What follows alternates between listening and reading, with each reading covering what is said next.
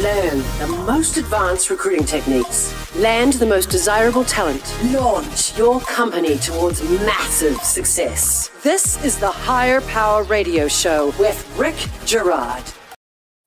All right. You do not need to see 50 or even 10 candidates to make a hire. You only need to see one. So why do we feel like we need to see a lot of people to compare and contrast before making a decision? Because we've been conditioned to window shop in order to make sure that we're getting the best deal. So this is a transactional mindset. And the problem with this is it causes us to hire too fast with zero evidence to support whether or not we're making the right decision, resulting in bad hires. So let's change your perspective a little bit. Let's start by flipping your funnel. First and foremost, focusing on channels that produce the strongest hiring results, i.e. your referral network, warm recruits, and then supplement with job boards and applicants. Relationships, not money, are what drive people to today's hiring landscape. I'm Rick Girard, and welcome to the Higher Power Radio Show. We help entrepreneurs win the right hire. We do so by sharing insights from top-performing rebel entrepreneurs, disruptors, and game changers like our guest today, Miss Kate Dewald. She is the founder and CEO of OnQ. Kate is leading the software. OnQ is a leading software and booking services for the moving industry. Launched in 2018, OnQ helps moving companies increase their revenue by as much as 400% year over year by automating many of their manual processes and enabling them to devote more time toward business growth and longevity. Prior to leading OnQ, Kate served in go-to-market roles to drive growth and industry-leading SaaS companies, including SuccessFactors and ServiceMax, which is what makes Kate the perfect expert for today's topic. Kate, welcome to the Higher Power Radio Show today. Thank you, Rick. It's a pleasure to be here. It's great to have you. I swear, like my mouth gets all blah, blah, blah, blah. Right before I do the intro. All right. So today we're going to discuss why hiring is a long-term play, number one. And then we're going to talk about how to gain access to high-quality people by developing relationships. Sound like a plan? Sounds good to me. I'm excited. All right. Yeah, me too. So let's talk about the challenges today, because I feel like recruiting and hiring is a reactive process for most of us. You know, we get some money. Oh God, we got to hire. You have a gap you need to fill. Somebody leaves, and it results in a lot of oh shit hires. Like, I've got to get somebody in this role, right? Mm-hmm. So there's a longer term play to this, and there's a better way to do this. Would you agree? Yeah, absolutely. And so, how do we get ourselves out of that funk? So a few things, like I'll talk a little bit about the problems that we have, and then we can talk through some of the solutions. Sure. The biggest challenges that we have are, first off, filling the top of the funnel with the candidates that we want for the particular roles that we're looking for. Sometimes we have too many candidates for a role and we're sorting through, and sometimes we have too few that don't really match our profile. And the other piece that's really important is making sure that the candidate has a stellar experience, regardless of if we hire the person. These people are spending time with us. We're spending time with them. We want to make sure that everyone comes out of it with a stellar experience, regardless of the outcome, whether we move to an offer and bringing them on board. So you hit the nail on the head there. You either have one of two problems. You either have too many people or too few, right? Yeah. So let's deal with that a little bit, because when you have too many candidates, I think people think they're doing great because I got 100 people who applied to this job, right? Yeah. That's not necessarily a good thing. That eats up a lot of time. But then again, you know, how are you able to make sure that you're not missing the right people based on those applications? Yeah, that's definitely a challenge we see when we have too many hires or too many applicants, right? Because you get a lot, you get exhausted just sorting through. You're potentially making a really quick snap decision based on some heuristics that you have. So that can be a pretty hard thing to get around. So some things that we do is making sure to ask some qualifying questions. in the application process so that you can filter out, like for certain roles, as an example, we're hiring for a certain technical role, they have to have experience in that particular technical language. So that's one of the questions, right? And so that can help you if you can come up with a couple questions to just make sure that the person has the relevant skill set. That'll help you filter it down much more quickly so you can focus on the candidates that you want. Sure. And then on the opposite side of that, the funnel not getting enough candidates, right? So there's always this, well, I'd like to see more people. I've had hiring managers say that to me a lot. I like to see more people before making a decision. What's wrong with that? Well, I mean, there's a couple things. Like one, you could be shopping around and like you could have the great candidate and you're trying to find someone else in the process. Or, you're limiting your funnel to like a specific source, right? If your employee referrals can be great. However, for certain roles, you may want to broaden your search and look at people that maybe aren't looking for roles, aren't in your particular network. So you can bring in a different perspective, potentially a diverse candidate with a skill set. Lots of different things. And so you've got to try different ways than simply just going to job boards, reaching out proactively yourself to candidates. I actually spend a good amount of time searching for profiles for for leadership positions that we have and finding like the ideal person or target profile of someone that we want to target and reaching out to them, talking to them, who they know, and we might not be connected at all. So working as a partnership with your recruiters, to have them help you in that scenario as well and find some good candidates too. Yeah, most definitely. Well, I find you kind of hit the nail on the head at one point. You said that, well, actually, let me back up. So when you have, like when you treat each person like they're your only candidate, you're going to get a much clearer picture as to whether or not somebody is going to be the right person for the job, right? So to get out of that window shopping mode, I think is really important to do. Treat each person like this is your person, and it's your job to figure out whether or not this person is properly positioned and has the right genetic makeup to do well at your company. Right. And I think that's a really important point that goes back to that, making the candidates experience really good in the process. And you don't need to talk to 10 or 20 people for certain roles. You probably need to do you need to talk to 3 to 5? Sure. 10 to 20? Maybe not. So well, if you only have one role open, you only need to talk to one person. That's a good thing. You just saved a ton of time. Well, and this is why it's important to a company, because you're eating away a lot of time, right? Exactly. Especially when you have, hundreds of people who have responded. Right. That's not necessarily, that creates a lot more work for the people who are actually doing the phone screens.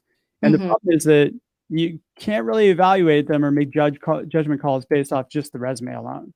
Agreed. That is very, very true. So I would much rather take the time, like you said that you were doing, is reaching out to people that you think might be good and developing a relationship with them. All right. Hey, you're listening to the Higher Power Radio Show. For our podcast listeners, we're going to take a quick educational moment from our sponsors. Hey, check out stridesearch.com. There you'll find additional content and resources and a link to order Healing Career Wounds, which is available now on Amazon. Let it be your secret weapon to winning the strongest hires. Our guest is Kate Dewald. She's the founder and CEO of OnQ, and we're talking about relationship building to find the right people, right? So you've actually kind of developed a unique approach to how you're doing recruiting within your organization, right? Yeah, absolutely. Tell me what you're doing.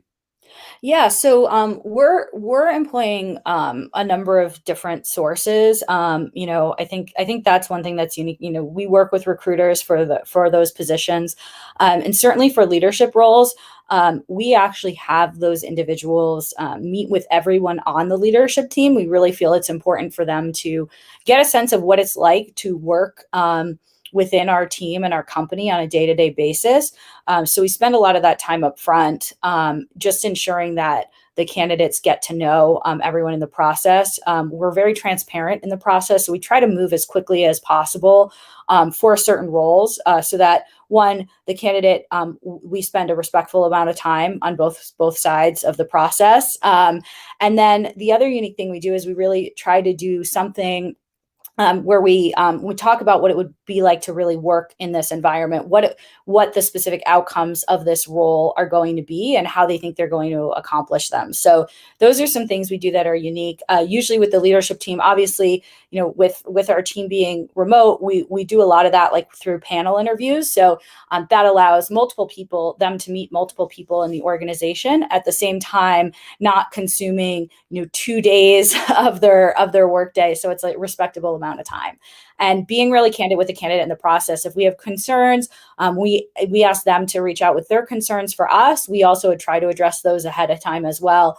Or if something comes up in one of our conversations, we are we're transparent with the candidate of what we're thinking is a concern. Okay, cool.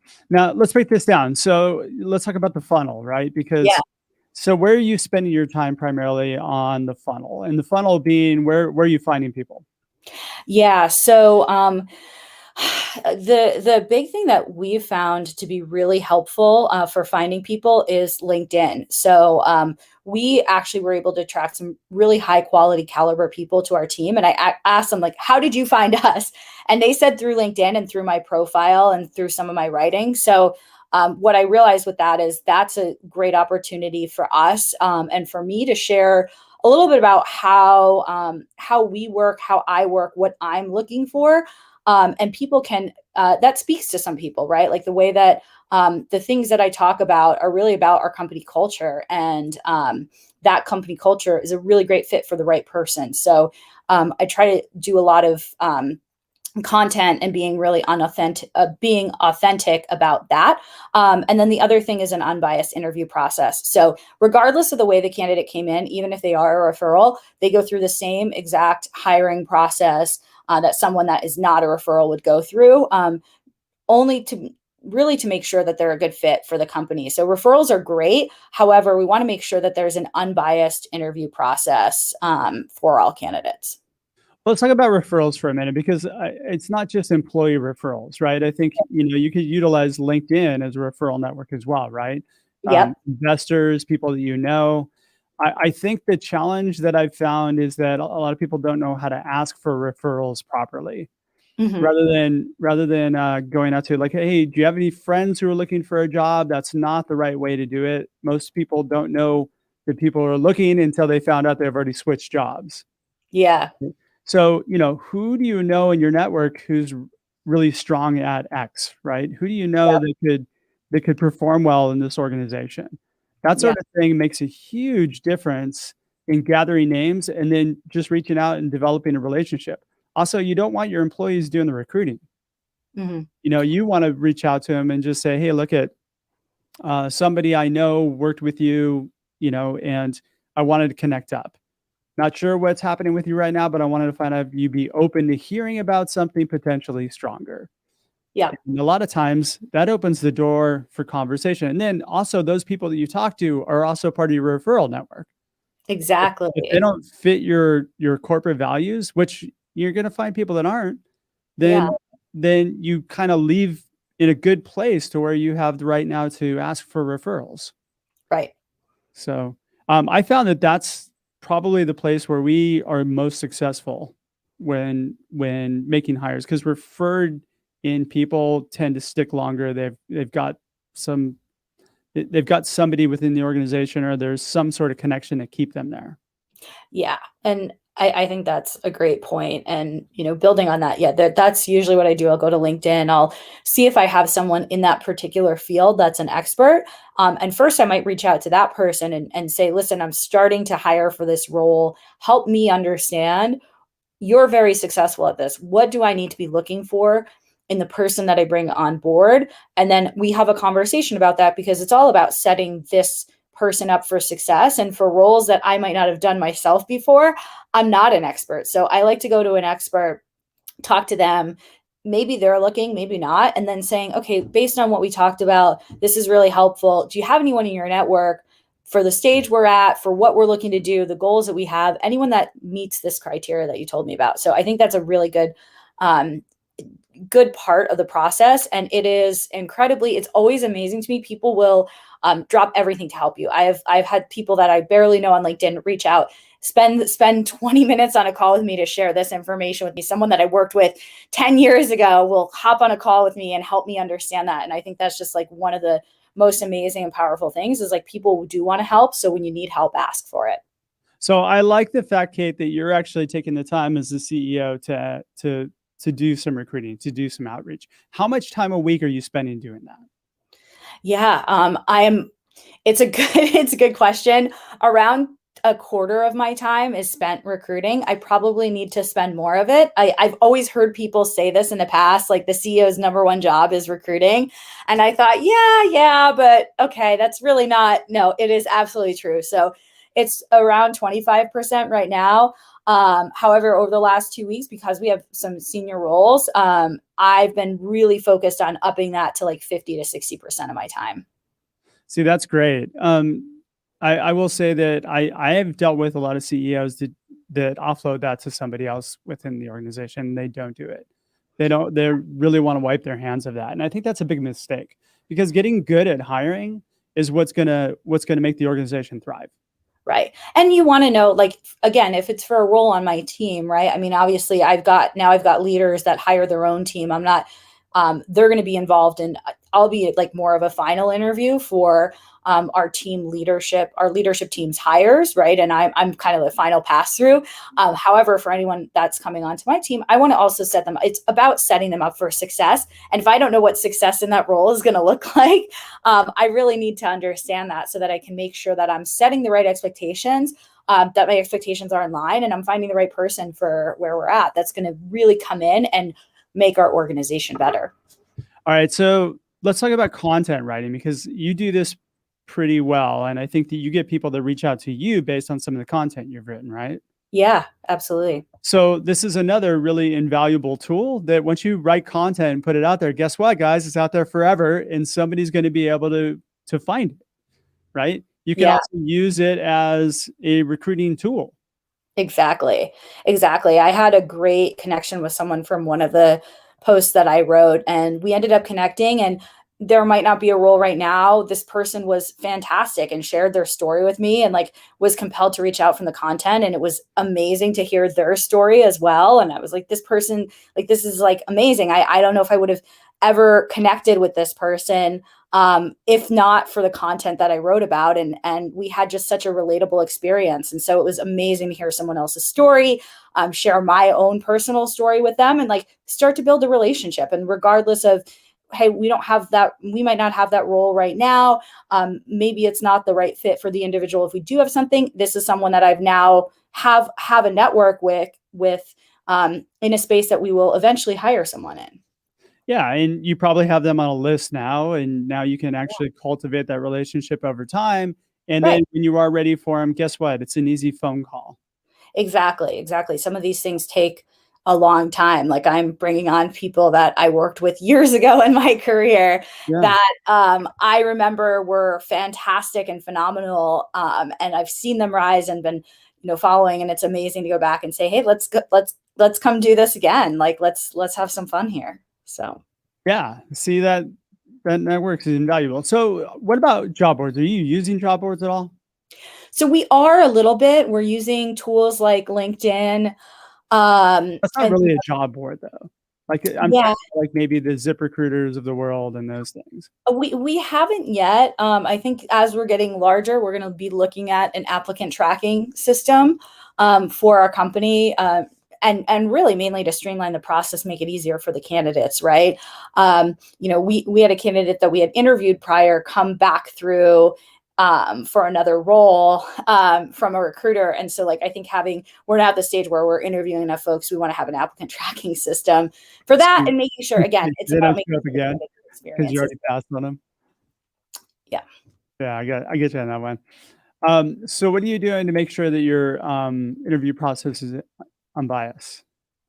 Yeah, that's an excellent question. So training with our leadership team, reviewing questions prior that are going to be asked during the process. Our team, like from a senior leadership perspective, all of our team members have a lot of experience hiring, so they already know a lot of these basics. The other thing that we do to unbias the interview is we usually have some sort of exercise that we have the candidates do. And it's something that we try to we ensure that it's not a very large time commitment, but it's some sort of way into seeing how they are thinking about things. And that's helped us really remove a lot of the bias. Sometimes someone can be not a great interviewer. However, that's not important for their role, right? And they might not interview frequently because they've been in their position for 3 to 4 years, right? So that's not a bad thing. And that's the person that we potentially want. So by having some professional interviewers. What? Yeah, exactly. You don't want people who are really good at interviewing. I mean, right. It's just, yeah. You want people that are really good at communicating, and there is a difference to that. There's a difference between being good at interviewing and being good at communication. There is some overlap. However, I feel strongly there is a difference. And so you're doing some sort of calibration thing that removes the bias of, oh, okay, this person has this, like, the way this person speaks or something. You're removing that bias by having some sort of exercise that you have the candidates go through. Got it. So you're preloading questions for the interviewers so that they know how to extract the right data then? Correct. Yeah. And the interviewers themselves are coming up with some of these questions, and we'll meet as a team, like the panel that will be interviewing for a specific role. I'll have a set list of questions. That is important for the panel interviews because we want to try to ask as many of the same questions as we can. It is a little difficult when you're hiring senior folks to have like the same exact questions for every interview, and you want it to be natural, right? If somebody answers a question, you want to learn more about it, you want to be able to go into that. And having a baseline of a few questions that everyone asks really helps the process. Wait, now you have everybody asking different questions though, right? It's not the same question. You're right. making sure to not duplicate questions, because that's one of the things that runs out good talent quicker than you can possibly imagine. Right, exactly. So where do you want to be in 5 years? Or walk me through your resume, right? Like, now, just get tired of it. They get tired of that. So we do a prep on that. Now, there is some benefit to asking a couple of the same questions because you want to hear why does this person want to work here, right? That answer might change through the process too, right? When they first talk to you, they might say, well, because you reached out to me on LinkedIn, right? But as they dig into it, that answer might change. So I think it's okay to have a few of those questions that are the same, as long as they're applicable to the process. Yeah, I think if they're strategically put in a place where you're gathering feedback. Yeah, exactly. Yeah. All right, most definitely. Well, shoot, we're getting pretty close on time, Kate. What would be 2 or 3 key takeaways you can give the audience that can plug into their business today? Yeah, spend more time than you think you need on recruiting, first and foremost, for other founders and CEOs. Be authentic in your hiring process. Be real about what the process is going to be, what it's going to be like to work there. And think about ways that you can add value to the candidates in the process, right? It's what can you do to help make sure that the candidate has a great experience regardless of the outcome? That is so true. And here's the truth. People don't really care that much about solving your problems. They care about what's in it for me. Yeah, with them. I love that. I come from a sales background. So right? WIIFM is like written and ingrained in my brain and on a wall in my office. So if I know what's in it for me, if I understand it, all you have to do is really bridge the gap in their brain, or be able to check off those boxes for, hey, you have this pain, this pain, this pain. Here's how we can heal those pains. Right. Next thing you know, you've got somebody who's all in. And when you ask that question, why do you want to work here? Then they give you 3 or 4 reasons why. Yeah, exactly. Much stronger process. Kate, thanks so much for your time investment today. And I want to welcome you to the Higher Power Radio community. Now, what would be the best way in which members of the audience can reach you, find out more about your company? Yeah, the best way to reach me is on LinkedIn, Kate Dewald, and the company is OnQ. So feel free to send me a message on LinkedIn. I really look forward to hearing from you. And you are hiring right now, right? We are hiring. So. What are you looking for? I'll give you a quick plug. Okay, we're looking for a VP product and a head of customer success. All right. If you're out there, you know how to reach Kate. I'd love to chat. Absolutely. All right, shoot. I want to thank our listening audience for tuning in to this week's episode of Higher Power. A quick thanks to our team, Brian Colburn, Andrea Ballin, and Ayla Gerard. If you're listening to the podcast, please subscribe, review, and share. As you know, this show is written for you, and we welcome your feedback. Join the Higher Power Radio community at Hire, H-I-R-E, Power, P-O-W-E-R, radio, R-A-D-I-O.com, or you can drop me an email at rickatstridesearch.com. Tune in next Tuesday. Our guest is going to be Nick Lovacini. He is the co-founder and CEO of Kettlespace.